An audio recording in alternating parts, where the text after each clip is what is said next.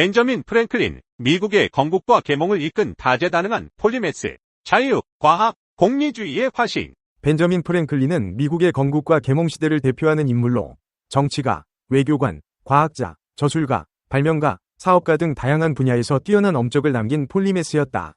1706년 미국 보스턴에서 비누와 양초 제조업자의 아들로 태어난 그는 정규 교육을 많이 받지 못했지만 독학으로 다양한 지식을 쌓았고 인쇄소 견습공으로 시작하여 뛰어난 사업 수완을 발휘하며 성공적인 인쇄업자이자 신문 발행인이 되었다. 그는 이성과 과학을 중시하는 18세기 계몽주의 시대에 활동하며 계몽주의 사상에 영향을 받아 인간의 이성과 경험을 통해 사회를 개혁하고 발전시킬 수 있다고 믿었다.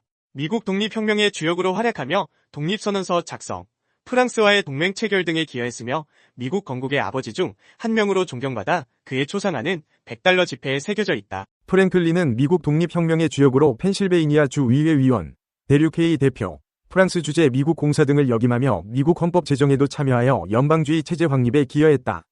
뛰어난 외교 수완을 발휘하여 프랑스와의 동맹을 이끌어내고 미국 독립전쟁 승리에 결정적인 역할을 했으며 미국 최초의 외교관으로서 유럽 각국과의 관계를 증진시키는 데 힘썼다. 또한 전기, 열, 기상학 등 다양한 분야에서 과학적 연구를 수행하며 번개가 전기 현상임을 증명하고 피레침을 발명했으며 해류 연구, 열의 전달 방식 연구 등을 통해 과학 발전에 기여했다.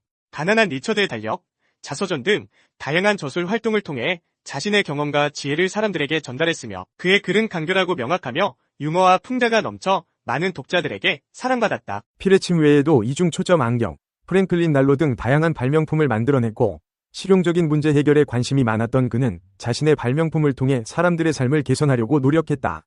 뛰어난 사업 수완을 발휘하여 인쇄소, 신문사, 서점 등 다양한 사업을 성공적으로 운영했으며 근면과 절약을 강조하며 자신의 경험을 바탕으로 부자가 되는 길이라는 책을 저술하기도 했다. 프랭클린은 인간의 자유와 평등을 옹호하며 모든 사람은 자신의 능력을 발휘할 기회를 가져야 한다고 믿었다.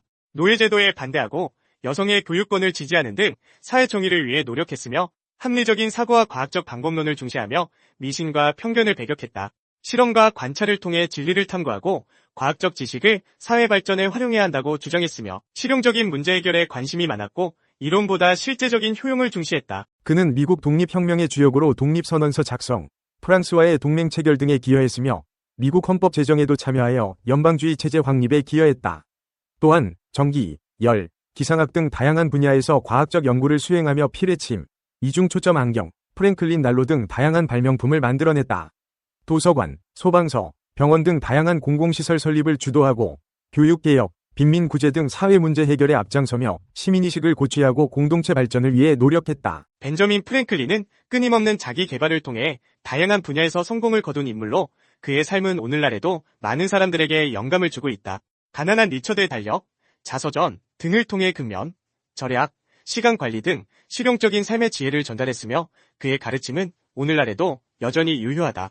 또한 공공선을 위해 헌신하고 사회 발전에 기여하는 시민의식을 강조했으며 그의 정신은 오늘날 우리 사회에도 필요한 가치이다. 벤저민 프랭클린 효과, 나를 미워하는 사람을 친구로 만드는 기술입니다. 미국 건국의 아버지 가운데 한 사람인 벤자민 프랭클린. 그는 정치인이자 피레침을 만들어낸 발명가, 사업가로 다재다능한 사람이었다. 하지만 그에겐 큰 고민이 하나 있었다. 그가 하는 일이라면 사사건건 특집을 잡고 야죽거리는 정적 때문이었다. 일일 이 대응을 하자니 여간 피곤한 일이 아니었다. 그렇다고 참고 지내자니 분통이 터졌다. 고민 끝에 그는 이 문제를 말끔하게 해결했다. 자신을 괴롭히던 정적을 평생의 친구로 만든 것이다. 원수를 어떻게 친구로 만들었을까? 자신을 미워하는 사람을 친구로 만든 비결은 그가 쓴 책에 자세히 기록되어 있다. 원수 같은 그에게 비굴하게 몸을 굽혀 호감을 사기는 싫었다. 하지만 한동안 고심 끝에 다른 방법을 택하기로 했다. 그가 대단히 희귀한 책을 소장하고 있다는 얘기를 들었다. 그래서 난 그 책을 좀 읽어보고 며칠 후 돌려줄 테니 빌려줄 수 없느냐는 내용의 편지를 보냈다. 그는 즉각 책을 보내왔다. 난 일주일 후 대단히 감사하다는 글과 함께 책을 돌려주었다. 그러고 나서 얼마 후 의사당에서 그를 만났는데 예전과는 달리 무척 정중한 태도로 말까지 걸어왔다. 그는 지금까지 내게 말을 걸어온 적이 없었다. 그 이후로 우리는 친구가 됐고 그가 죽을 때까지도 우리의 각별한 우정은 계속됐다. 나로부터 도움을 받은 사람보다도 오히려 내게 작은 도움을 줬던 사람이 내게 더 많은 도움을 주고 싶어 한다는 옛날 격언이 맞는 것 같다. 다시 말해 미운 놈에게 떡 하나 얻어먹으면 그 미운 놈은 내게 더 많은 떡을 주고 싶어 한다는 말이다. 나와 불편하게 지내는 상대방으로 하여금 어떻게든 내게 작은 호의를 베풀도록 유도하기만 하면 그는 곧 마음의 빗장을 열게 된다. 이런 현상은 왜 일어나는 것일까? 심리학에서는 이를 심리적 부조화론이라고 한다. 심리적 갈등이 생기면 갈등을 해소하기 위해 행동을 변화시키게 되는 현상이다. 프랭클린의 정적은 평소 그에 대해 악감정을 품고 있었다. 하지만 그가 공손하게 책을 빌려달라는 작은 호의를 요청하자 선뜻 빌려주었다. 편지 내용이 공손해서 책을 빌려줬는지 너무나 작은 부탁이라 책을 빌려줬는지는 알 수 없다. 하지만 일단 호의를 베풀고 나서 정적은 갑작스런 심리적 갈등에 휩싸였다.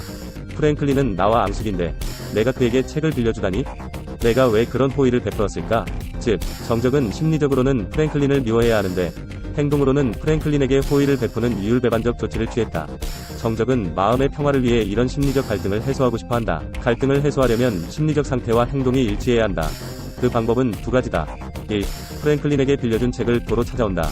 이런 행동은 프랭클린을 미워하는 심리와 일치한다. 2. 알고 보니 프랭클린이 좋은 사람이라고 생각한다. 이런 심리는 프랭클린에게 호의를 베푼 행동과 일치한다. 정적의 입장에서 보면 빌려준 책을 도로 찾아오는 것보다 생각을 바꾸는 것이 더 쉽다. 책을 빼앗아오면 감정이 더욱 악화돼 서로가 불편하다. 반면 프랭클린에 대한 생각을 바꾸면 마음도 가벼워져 두 발 쭉 뻗고 편히 잘 잘 수 있다. 그래서 정적은 프랭클린의 친구가 되기로 결심한다. 일단 친구가 되기로 작정하면 더 많은 호의를 베풀고 싶어진다. 왜냐하면 마음속에 남아있는 갈등의 찌꺼기를 더욱 말끔하게 일소에 버려야 날아갈 듯 가벼워지기 때문이다. 직장에서 프랭클린 효과를 활용하는 방법은 다음과 같다. 1. 나를 적으로 생각하는 사람을 고른다. 직장에서 사사건건 나의 업무를 방해하고 해코지하려는 사람은 누구인가? 동료일 수도 있고 상사나 부하일 수도 있다. 2. 작은 도움을 요청해본다. 상대방에게 전혀 부담이 가지 않는 작은 도움이나 소소한 호의를 요청해보라. 상대방도 껄끄러운 관계를 지속하다 보면 스트레스가 쌓이기는 마찬가지다. 의외로 기꺼이 응해줄 수 있다. 3. 직장 동료로 자연스럽게 대하라. 일단 상대방이 작은 호의를 베풀면 그를 직장 동료, 친구로서 자연스럽게 대해 나간다. 과거에 앙금을 품고 있으면 상대방의 호의가 지속되지 못한다. 유용하게 보셨다면 검색창에서 성필원으로 인물 검색 부탁드려요.